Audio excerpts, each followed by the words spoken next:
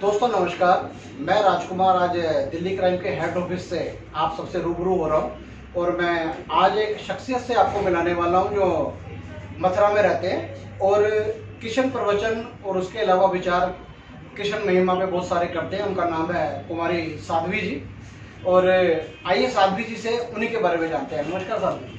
पहले सभी भक्तों को हमारी राधे राधे और सभी भक्तों को हृदय से नमन करते हैं कि आज मैं इस दिल्ली क्राइम में आई हूँ, इन सभी भक्तों के बीच में उपस्थित हूँ, तो मुझे बहुत अच्छा लगा। और सर मैं आपसे ये जानना चाहूँगा कि आप ये प्रवचन कर रहे हैं, ये किस उम्र से कर रहे हैं? जी, मैं जब 8th क्लास में पढ़ती थी, जब से मैंने अपनी जिंदगी को इसमें भगवत लाइन में धर्म की चर्चा में आगे लगाया, क्योंकि मुझे दुनिया में ये लगा, मैं 8th क्लास से ही शुरुआत से ही ये सोच रही थी कि मुझे कोई ही भी कार्य करना, वो ऐसा कार्य करना जिससे अपने माँ बाप को हमेशा ऊंचा दिखाना है। और मुझे इससे अच्छा, श्रीमद् भागवत से अच्छा कुछ भी नहीं लगा। इसमें महान सम्मान है, एक प्रभु का नाम है जो हमारे रूह में हमेशा हमको श्री बांके बिहारी के दर्शन होते हैं। अभी तक आप अगर मैं सारे जितने भी आपके प्रोग्राम हुए हैं, जैसे आप बता रहे कि 8th क्लास से आपने शुरू किया, अभी तक आप किस किस जगह और कितने प्रोग्राम कर चुके हैं? वैसे तो मैंने अपनी छोटी सी ही जिंदगी को हमेशा उच्च स्तर को बढ़ाना सीखा है और मैं यूं ही बढ़ाती रहूंगी। आज जो भी है सब ठाकुर जी की देन है। यहाँ हमारा कुछ नहीं, इंसान कुछ नहीं है, खाली हाथ आता है खाली हाथ जाता है, कुछ नहीं लेके आया। लेकिन मैंने कुल मिला के अभी 30-35 कथा की है और अभी सबसे ज्यादा वृंदावन में की है, बिहारी जी के शरण में की है, अपने आप को प्रभु में समर्पण कर दिया है। सबसे ज्यादा वृंदावन में हमारी कथा हुई है, लखनऊ भी हुई है और ये आपके बरेली में कई बार हमारे प्रवचन हुए हैं, कथा हुई है और भी जगह हुई है, मुझे याद नहीं रहता इतना। आज मैं इस दिल्ली में भी आई हूँ और इससे दिल्ली में भी हमारी नवरात्रि में कथा होने वाली, इसी वाली नवरात्रि में। दिल्ली में कौन सी जगह आपका ये प्रवचन होने वाला है? जी, ये आपके नंगली डेयरी, उत्तम नगर से जाएंगे तो आप नंगली डेयरी में हमारी श्रीमद् भागवत का ये नवरात्रि से ही प्रवचन चालू होने वाला है। कितने तारीख से? ये नवरात्रि तो 6 तारीख से है, लेकिन ये आपके 9 तारीख से प्रोग्राम हमारा स्टार्ट है। चलिए, मैं उम्मीद करूंगा कि नगरी डेयरी की तरफ उत्तम नगर, द्वारका मोड़, हमारी बहुत सारी टीम है। मैं उन सबसे भी बोलूंगा कि एक बार आपसे जाके मिलके उधर भी आपका प्रवचन जरूर सुन के आए। आप जो प्रवचन करते हैं आम जिंदगी और जब प्रवचन करते हुए स्टेज के ऊपर होते हैं या आप पब्लिक के सामने होते हैं, उन दोनों में आपको क्या फर्क महसूस होता है? जब मैं सिंपल चलती हूँ, कहीं भी जाती हूँ, पहली बात क्या, आपने जो हमसे कहा कि आम जिंदगी जीना क्या होता है और पब्लिक को अपने बस में करना बहुत बड़ी बात है। हर किसी के कितना भी पढ़ा लिखा हो, लेकिन एक पब्लिक की डिमांड को समझना, पब्लिक के मन को समझना, क्या चाह रही है क्या नहीं चाहती है, इस चीज को आपने सर क्या पूछा? दोनों में क्या फर्क महसूस करते हैं आम जिंदगी और स्टेज पे प्रवचन करते हुए? तो मैं ये फर्क करती हूँ, मुझे सबसे ज्यादा घमंड नहीं है, अहंकार नहीं है। जिस व्यक्ति ने अहंकार किया, आज के इस प्रेजेंट टाइम में, आज के जमाने में है क्या, इंसान 2 पैसे कमाने लगा है, अहम ज्यादा है। कैसे? जैसे हमने एक लिखा देखा है कि बताते हैं इंसान का कुछ नहीं है प्यारे, ये एक बार जो 84 लाख योनियों को पार करके तब ये इंसान का जन्म मिला है, ये इसे व्यर्थ मत गमाओ, मेरा सभी से यही कहना है।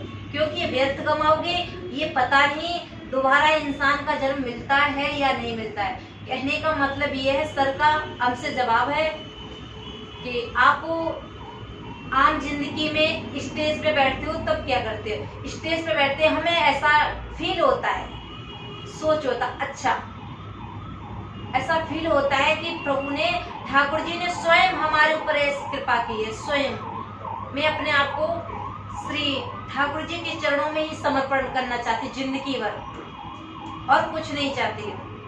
मुझे बहुत अच्छा लगता है जब मैं पब्लिक के सामने जाती हूँ, मुझे सम्मान मिलता है और सबको राधे कृष्णा बोल के बहुत अच्छा लगता है। इससे ज्यादा मैं कुछ नहीं चाहती। हमेशा सभी भक्तों के साथ में ही रहकर और अहंकार को दूर भगा के, जैसे पैसे वाला कितना भी हो, लेकिन मैंने देखा है कि जब अंत होता है, व्यक्ति कहते हैं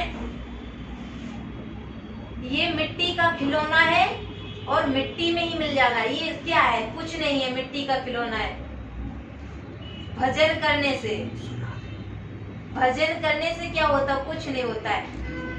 कोई आपको ये संदेश होगा, भक्तों को भगवान कहाँ मिलते हैं। कभी कभी ये हमसे जब गद्दी पर बैठते ना, तो हमसे कहते हैं भक्त हमारे, अच्छा ये बताओ कि भगवान आपको कभी मिले हैं क्या?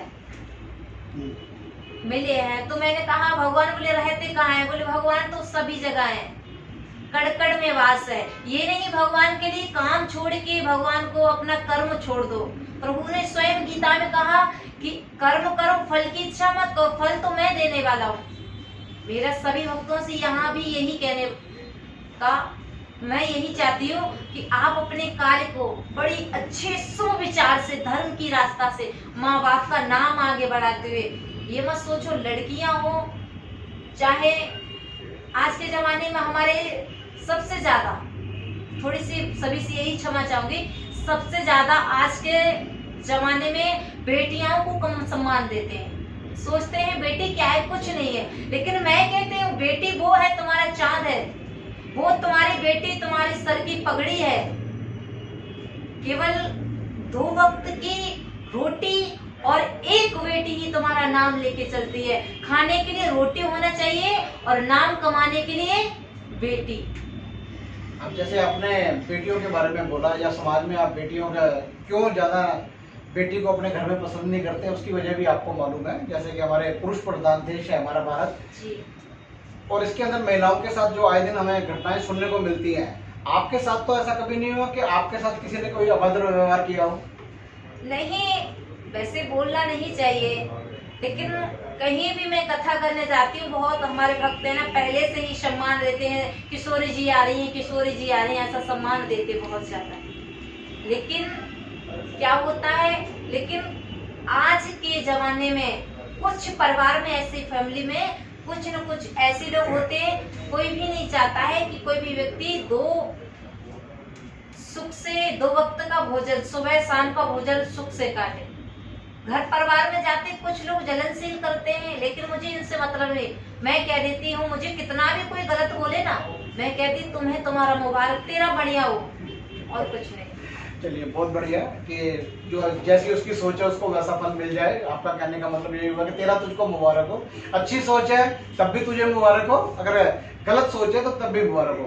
आप जैसे कथा सुनाती हैं और बहुत सारे लोग ध्यान से सुनते हैं कि ये बांके बिहारी के बारे में कथा प्रवचन सब कुछ हो रहा है, आप हमारे दर्शकों को, दिल्ली क्राइम की टीम को कुछ ऐसा श्लोक या छंद कुछ ऐसा सुनाना पसंद करेंगे जिसका भावार्थ भी आप बता सकें?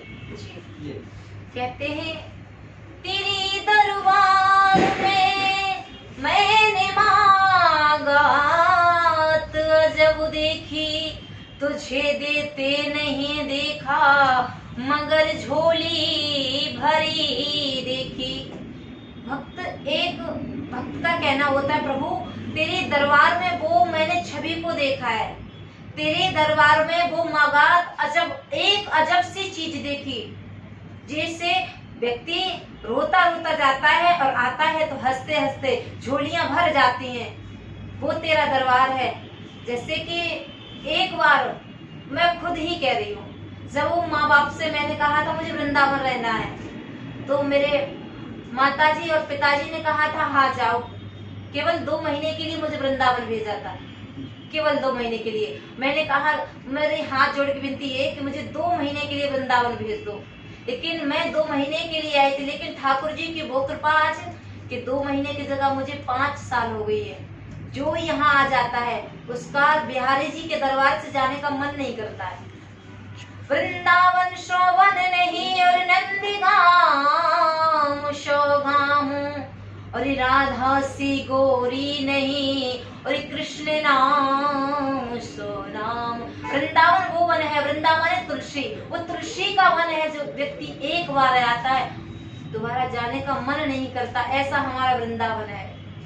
आप जो भी ये सभा करते हैं या कहीं भी आप सभा में जाते हैं, आपके साथ टीम भी जाती है साथ में? जी, हमारे साथ में सभी रहते हैं। हमारे इंस्ट्रूमेंट होते हैं और जो भी मशीनियाँ होती हैं, जो भी लाइव कथा चलती है, सब होता है।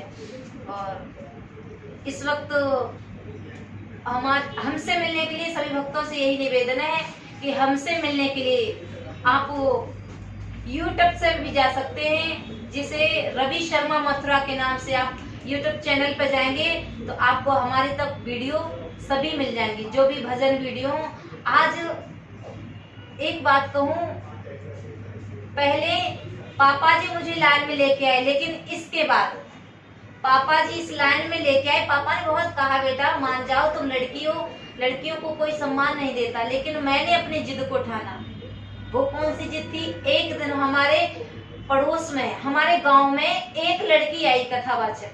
पापा ने कहा कि बोले बेटा तुम्हारी जैसी है, लेकिन तुमसे देखने वाली है, और चलो तुम्हें दिखाएं। तो मैंने कहा ठीक है पापा, हम भी चलते हैं। अब हम गए पापा के साथ। अब मैं लड़की, वो कथावाचक थी, वो मंच पर बैठी थी। उस टाइम में 8th क्लास में थी। मैंने वो मन में भाव जगा कि लड़की मैं हूँ और लड़की ये है। मेरे मेन मकसद यही है, कथावाचक बनने का आज मेन मकसद यही है। मैंने कहा लड़की ये और लड़की मैं, ये मंच पे बैठी, ऊपर मैं नीचे बैठी हूँ, क्या मैं वो काम नहीं कर सकती जो मैं ये कर सकती है? अरे इसकी माँ है, मेरी माँ है, 2 हाथ है, जैसी लड़की ये वैसी लड़की वो मैं हूँ। लेकिन आज यही मेन मकसद है इस लाइन में लाने का। आप जैसे और सभाओं में किसी ना किसी को कोई संदेश देते हैं, हर चीज करते हैं। दिल्ली क्राइम में जो बहुत सारी महिलाएं हमारे साथ दिन रात मेहनत करती हैं और अपनी टीमें बना रही हैं, दिल्ली क्राइम को लोगों तक पहुंचा रही हैं, उनके लिए क्या संदेश देना चाहेंगे आप? तो लेडीजों के लिए, उन सभी मेरी बहनाओं के लिए हम तो यही चाहते हैं कि अपना हमेशा स्तर ऊंचा रखो, यहाँ से आगे बढ़ो। आगे बढ़ोगे तो माँ बाप का नाम होगा। और इस जहाँ मैं अभी उपस्थित हूँ सभी भक्तों के बीच में, ये आपके लक्ष्मी नगर दिल्ली क्राइम के दिल्ली से उपस्थित हूँ, और यहाँ सभी भक्तों के बीच में थोड़ा सा ठाकुर जी की कृपा से आज मुझे ये सहयोग मिला है कि आप सभी के बीच में 2 शब्द बोलने के लिए, कि आज मैं दिल्ली क्राइम से मैं आई हूँ। यहाँ सभी जो हमारी बहनें काम कर रही हैं, और इस दिल्ली क्राइम से भ्रष्टाचार को बचाने के लिए आज जगह जगह देखते भ्रष्टाचार होता जा रहा है, लेकिन इसको संभालने के लिए सभी भक्तों से यही निवेदन है कि अपने परंपराओं को मत भूलो, अपनी परंपराओं को मत भूलो, अपने आप को मत भूलिए हम कहाँ हैं।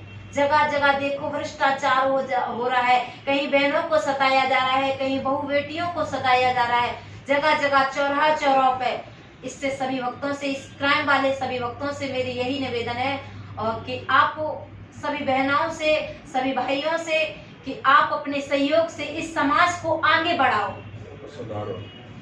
चलिए, ये दिल्ली क्राइम के हेड ऑफिस से कुमारी साध्वी जी के जो प्रवचन या आप सभी के लिए जो एक अच्छा मैसेज गया है, मैं भी यही चाहूँगा कि वो मैसेज के ऊपर सभी अमल करें और अपने मान मर्यादा को कायम रखते हुए दिल्ली क्राइम की प्रतिष्ठा को ज़्यादा से ज़्यादा ऊंचा लेके जाएं। और जो आज बाई चांस कहूँगा उस बांके बिहारी की कृपा से आज हमारे बीच में कुमारी साध्वी जी आई हैं, तो इनका भी मैं बहुत बहुत धन्यवाद देता हूँ। ये इधर आए और इन्होंने अपने बहुमूल्य विचार हमारे सामने रखे। मैं आपका भी बहुत बहुत इसके लिए धन्यवाद करता हूँ। आप सभी को हमारी तरफ से श्री राधे राधे। और सभी से निवेदन यह है कि एक बार वृंदावन आकर के देखो, क्या है अजब कि तेरी दरबार में प्यारे। एक हमारा भजन है, हम सभी भक्तों से यही कहेंगे कि अपने आप को प्रभु के चरणों में समर्पण कर दो। लेकिन समर्पण करने के लिए ये नहीं कह रहे कि अपना घर छोड़ो, ऑफिस छोड़ो, अपना रोजगारी को छोड़ो, नहीं, कुछ नहीं। भगवान को तो आपको हृदय में बसाओ। प्रभु ना अपने हृदय में बैठा हुआ है, कड़कड़ में वास है, जहाँ उसका आपका विश्वास है वही हमारे केशव का वास है। कहते हैं कि ठाकुर हमरे और रमणु बिहारी, और हम है रमणु बिहारी के, ये मेरा कर्म है। और साधु सेवा और धर्म हमारो, और काम न दुनियादारी से, और भला कहो चाहे बुरा कहो, हम हो चुके रमणो बिहारी के।